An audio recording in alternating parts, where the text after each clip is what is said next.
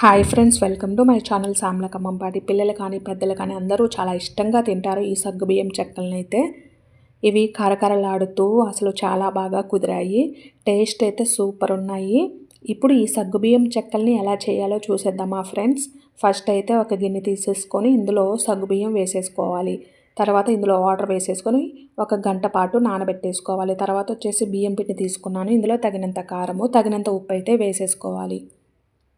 ఇందులో జీలకర్ర వేసేసుకోవాలి. మనం ముందుగా నానబెట్టుకున్న సగ్గుబియ్యాన్ని అయితే వేసేసుకోవాలి. ఇవి మొత్తం కలిసేలాగైతే కలిపేసుకోవాలి.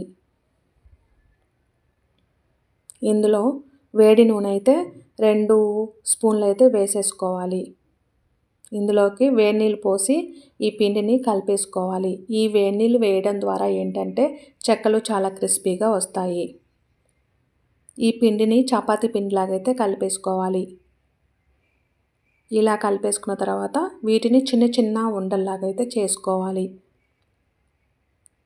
వీటిని చెక్కల్లాగైతే ఒత్తేసుకోవాలి. నా దగ్గర పూరీ మేకర్ ఉంది కాబట్టి ఈ పూరీ మేకర్లో వేసేసి ఒత్తేసుకుంటున్నాను. ఇలా అయితే ఒత్తేసుకోవాలి. నేను ముందుగా ఆయిల్ అయితే స్టవ్ మీద పెట్టేశాను. ఆయిల్ అయితే హీట్ అయ్యింది. ఇప్పుడు వీటిని ఒక్కొక్కటిగా వేసుకోవాలి. ఒక్కొక్కటిగా వేసుకొని ఫ్రై చేసుకోవాలి. వీటిని గోల్డ్ కలర్ వచ్చేంత వరకు ఫ్రై చేసుకోవాలి. నా ఛానల్ కనుక ఫస్ట్ టైం చూస్తున్నట్లయితే ప్లీజ్ సబ్స్క్రైబ్ చేసుకోండి, లైక్ చేయండి, షేర్ చేయండి.